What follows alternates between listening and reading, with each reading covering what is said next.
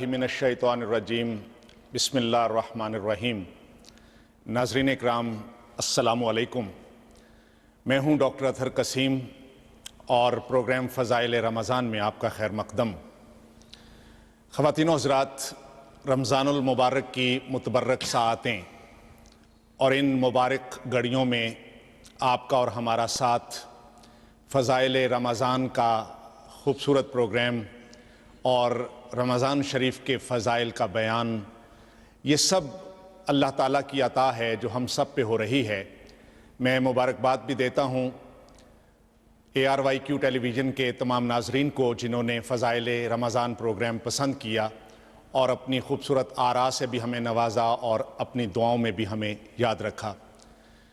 ख़वातीन व हज़रात, आज के प्रोग्राम का मौजू है सदका। सदका जो है ये हम अपनी इस्लामी सकाफ़त का एक अहम हिस्सा समझते हैं।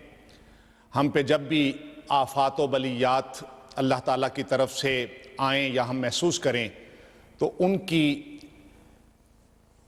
ख़ात्मे के लिए हम सदका देते हैं और इन आफ़ात व बलियात से महफूज रहने के लिए हमें अल्लाह ताला ने सदका देने की हिदायत भी फरमाई है। सदका क्या होता है, इस अमल से क्या फ़ायदा होता है, सदका किसे देना चाहिए और सदका किन किन सूरतों में अदा किया जा सकता है, इस पर आज गुफ्तगू करने के लिए हमारे साथ तशरीफ़ फरमा हैं हमारे स्टूडियो में जनाब किबला पीर मोहम्मद हसन हसीबुर्रहमान दाम बरकातुहुम आलिया। बहुत शुक्रिया पीर साहब के हम आपके मुंतज़र भी रहते हैं, हमारे नाज़रीन भी आपके मुंतज़र रहते हैं और आपकी माशाल्लाह जो गुफ्तगू होती है वो बहुत बसीरत अफरोज़ होती है और ख़ास तौर पे रमज़ानुल मुबारक की इन नेक साअतों में आपकी गुफ्तगू से चार चांद लग जाते हैं प्रोग्राम के अंदर।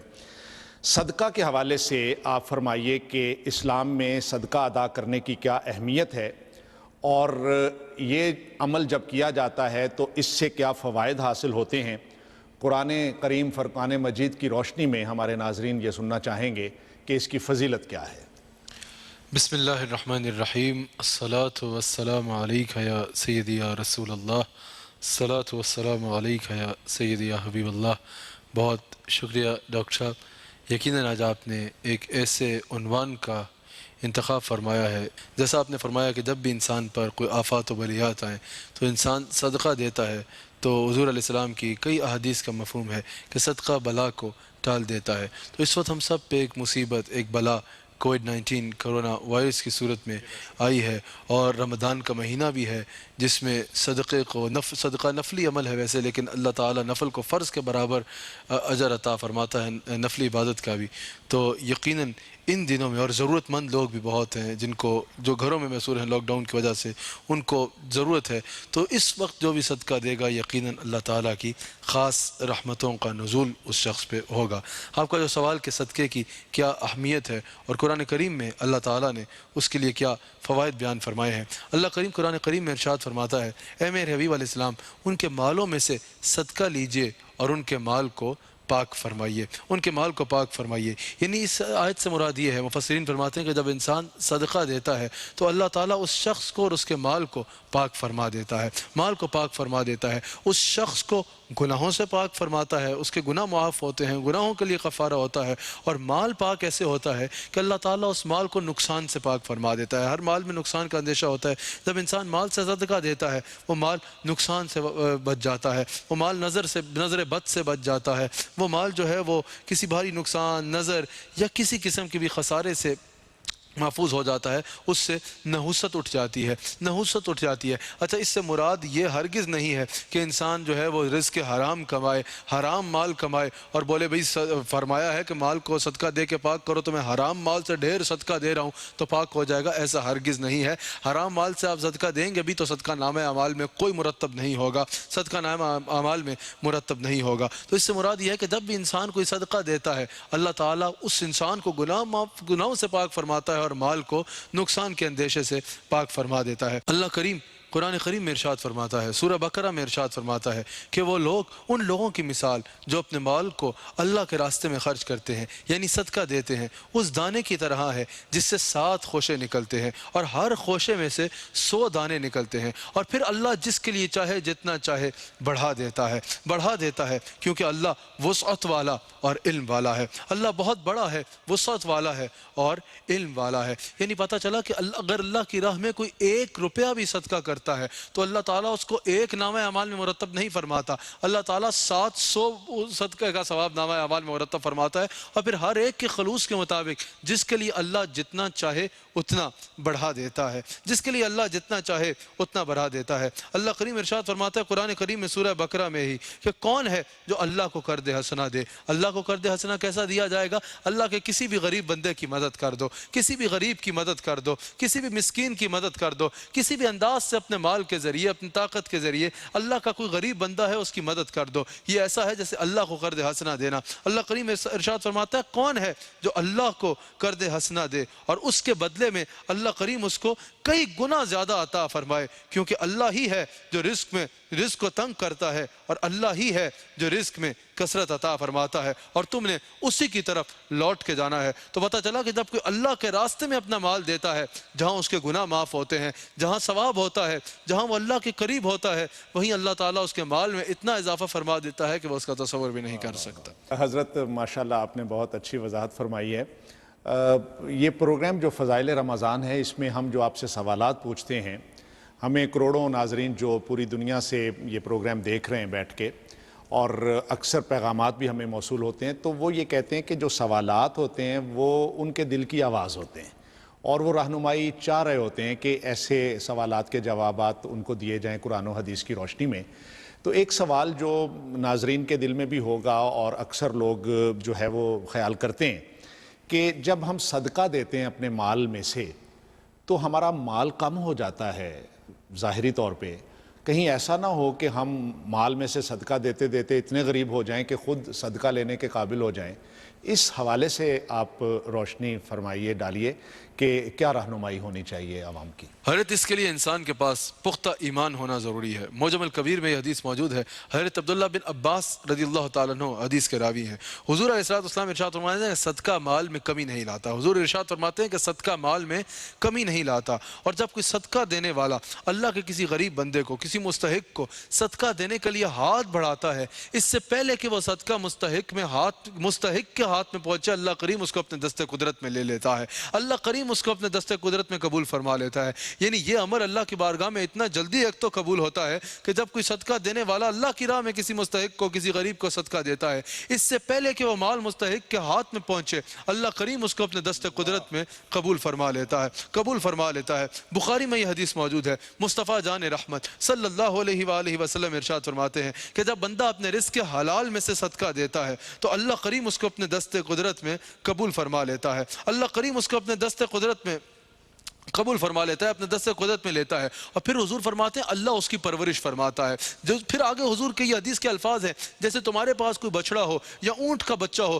تم اس کی پرورش کرتے ہو نا، اس کو پرورش کر کے اس کو اتنا بڑا کرتے ہو، پھر اللہ تعالیٰ اس کو پہلے ہی اسی طرح نامہ اعمال میں مرتب نہیں ہو جاتا کہ میں نے 1000 روپیہ صدقہ کیا تو 1000 میرے نامہ اعمال میں مرتب ہو گیا، نہیں، اللہ تعالیٰ پہلے اس کو اپنے دست قدرت میں لیتا ہے۔ یہ بخاری کی حدیث ہے۔ پھر حضور فرماتے ہیں جس طرح تم کسی بچڑے یا اونٹ کے بچے کی پرورش کر کے اس کو بڑا کرتے ہو، اس طرح اللہ تعالیٰ اپنی شانوں کے مطابق اس کی پرورش کر کے اس کو بڑا کرتا ہے، اور کتنا بڑا کرتا ہے بخاری میں موجود ہے۔ حضور فرماتے ہیں اللہ تعالیٰ اس کو احد پہاڑ جتنا بڑا کر کے پھر صدقہ دینے والے کے نامہ اعمال میں مرتب فرماتا ہے۔ تو دنیا میں بھی اس کی بہت سے برکات ہیں۔ آپ نے فرمایا کہ بعض لوگ سمجھتے ہیں ہم غریب ہو جائیں گے۔ ڈاکٹر صاحب ہم نے رمضان المبارک میں ہی کچھ دن پہلے رزق حلال پہ ایک پروگرام کیا تھا، جس میں نے تفصیل سے یہ بات بیان کی تھی کہ رزق جتنا انسان لے کے آیا ہے اتنا ہی ہے، اس میں اضافہ نہیں ہو سکتا، لیکن ڈاکٹر صاحب ایک چیز ایسی ہے کہ جس کے ذریعے انسان کے رزق میں اضافہ ہو جاتا ہے، انسان کے مال میں، انسان کے رزق میں اضافہ ہو جاتا ہے، وہ یہ صدقہ ہے، وہ اللہ کی راہ میں خرچ کرنا ہے۔ حضرت موسیٰ علیہ السلام کلیم اللہ ہیں، اللہ سے کلام کرتے ہیں۔ ایک مرتبہ وہ اللہ سے کلام کی خاطر کوہ طور پہ جا رہے تھے تو رستے میں ایک شخص نے روکا۔ اس نے کہا حضور آپ اللہ کے نبی ہیں، میری ایک فریاد تو اللہ تک لیتے جائیں۔ فرمایا کیا بات ہے؟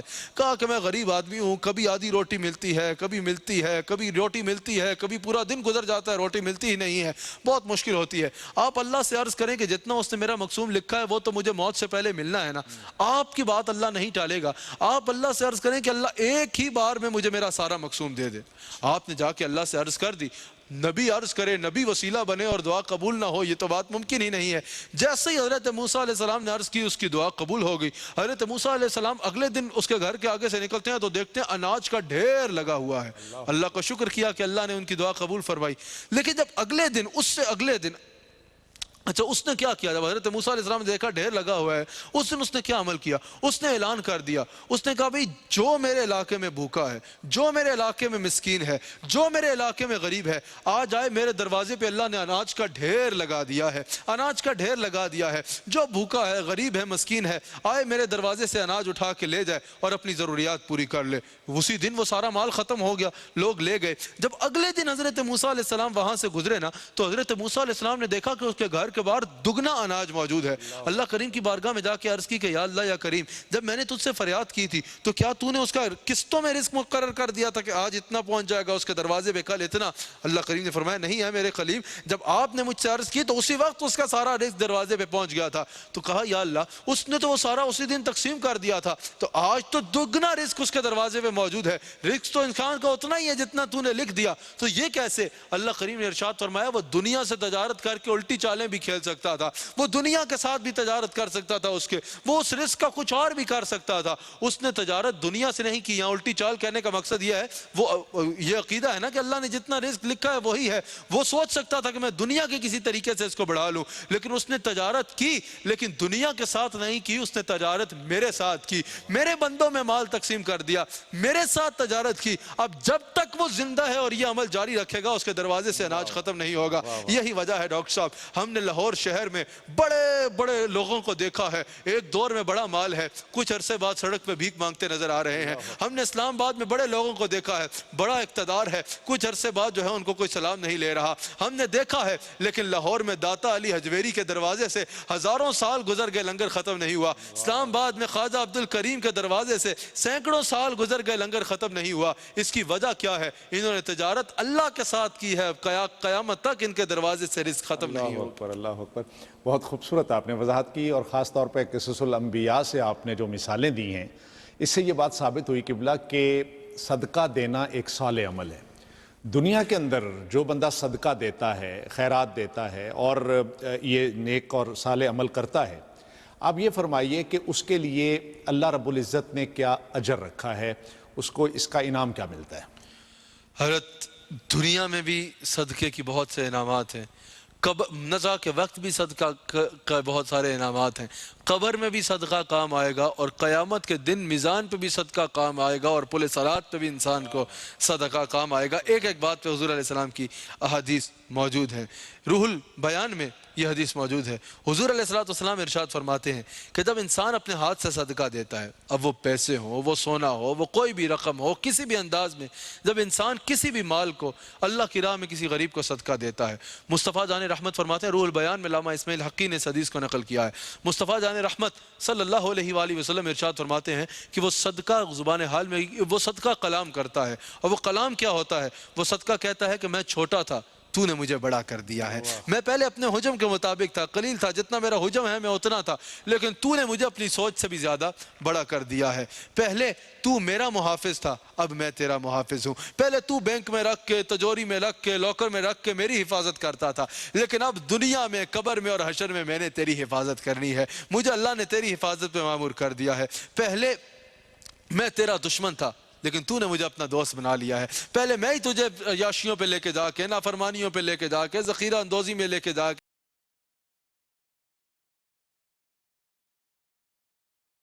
دوست بنا لیا ہے۔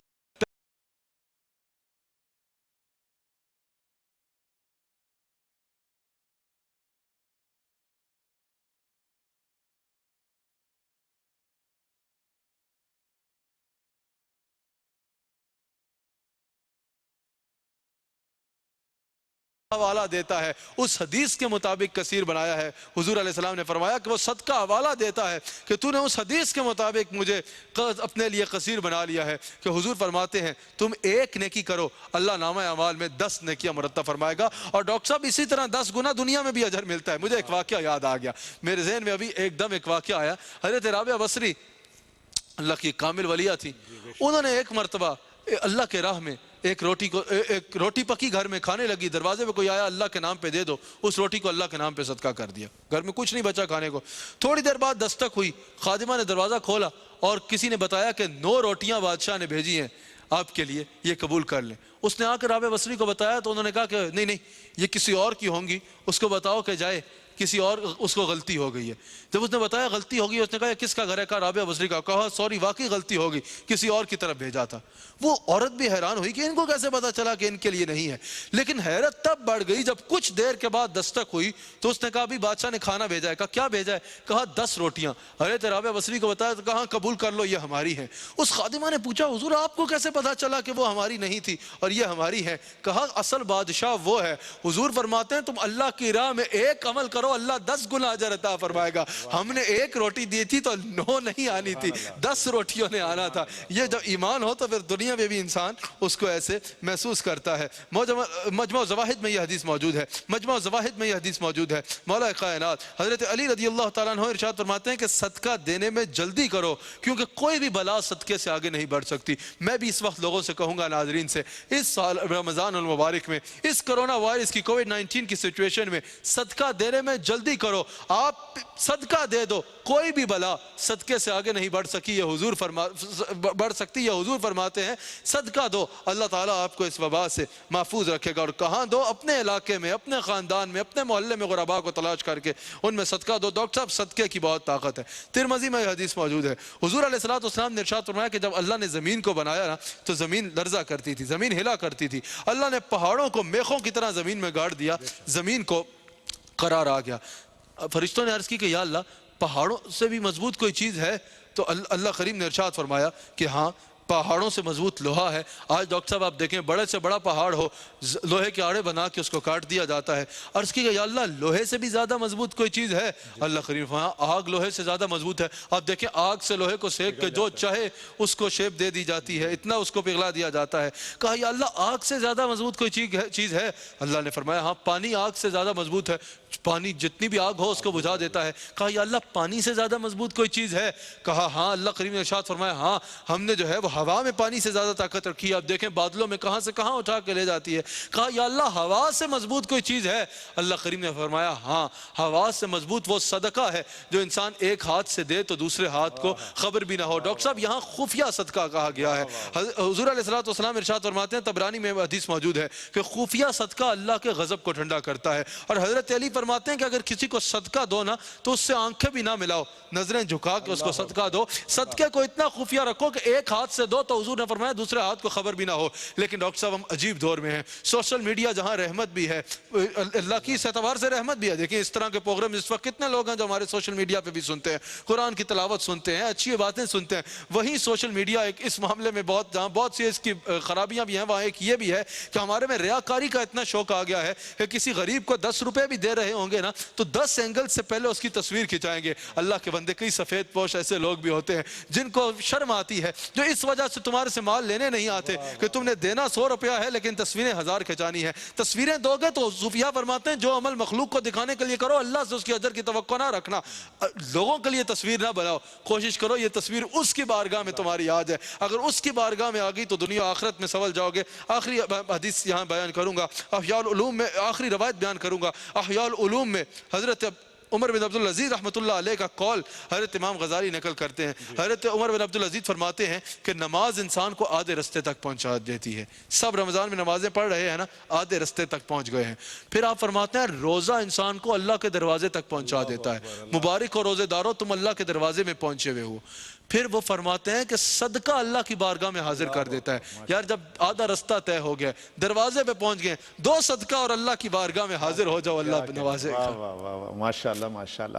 حضرت صدقہ جو ہے، کچھ احباب جو ہیں معاشرے کے لوگ وہ صدقہ دینے کی اہلیت استطاعت رکھتے ہیں، کچھ ظاہر ہے کہ وہ صدقہ لیتے ہیں جن کے مالی حالات بہتر نہیں ہوتے، تو کیا ایک فلسفہ ہے اس بات میں کہ کیا جو صدقہ لیتا ہے وہ صدقہ دینے کے اجر سے محروم رہ جاتا ہے؟ آپ یہ فرمائیے گا کہ وہ کون سے ایسے اعمال ہیں، دیگر اعمال، جن کو اگر کیا جائے تو صدقے جتنا اجر کوئی انسان حاصل کر سکے جس کو مالی استطاعت نہیں ہے کہ وہ صدقہ دے سکے؟ صدقہ لینے والے کے لیے بھی اور جس کے پاس مال نہیں ہے اس کے پاس بھی صدقہ دینے کی یہ طاقت موجود ہے۔ حضور نے فرمایا مال والا مال سے صدقہ کرے، علم والا علم سے صدقہ کرے، اگر علم ہے اس کے پاس تو وہ نفع بخش علم کسی اور کو سکھا دے، یہ نامہ اعمال میں صدقہ مرتب ہوگا۔ اور طاقت والا طاقت سے صدقہ کرے۔ بخاری میں حدیث موجود ہے، حضور فرماتے ہیں کسی بھی انداز سے کسی غریب کے کام آ جاؤ، کسی ضرورت مند کے کام آ جاؤ، اللہ نامہ اعمال میں صدقہ مرتب فرما دے گا۔ اگر رستے سے کوئی تکلیف دہ چیز بھی اٹھا کے سائڈ پہ رکھ دیں گے، حدیث کے مطابق نامہ اعمال میں صدقہ مرتب ہوگا۔ کسی کو مسکرا کے دیکھ لو، حضور فرماتے ہیں مسکرا کے دیکھنے سے اللہ نامہ اعمال میں صدقے کا ثواب مرتب فرمائے گا۔ کسی کی قرض کی مدت میں کسی غریب کو قرض دیا ہو، اگر وہ غریب مسکین ہے، وہ کہے کہ میرے قرض کی مدت میں اضافہ کر دو، انسان جتنے دن کا اضافہ کرے گا روزانہ اتنے مال کے صدقے کا ثواب ملے گا، مال بھی واپس مل جائے گا۔ ماشاءاللہ ماشاءاللہ، بہت بہت شکریہ پیر صاحب، آپ نے آج اور صدقہ اس میں کے ایک حوالے سے اضافہ کرنا چاہوں گا، ضرور۔ تسبیحات پڑھیں، اللہ اکبر کہیں، سبحان اللہ کہیں، لا الہ الا اللہ کہیں، اس سے بھی نامہ اعمال میں صدقہ مرتب۔ واہ واہ، آپ نے جو طریقے بتائے صدقہ کا اجر لینے کے لیے، میں سمجھتا ہوں کہ ہر مسلمان یہ کر سکتا ہے، اور خاص طور پہ ملت اسلامیہ کے اندر ہمیں رواج دینا چاہیے ایسی تمام باتوں کو جن سے ہمیں یہ اجر ملے۔ بہت شکریہ پیر صاحب۔ اپنے میزبان ڈاکٹر اطہر قسیم کو اجازت دیجیے۔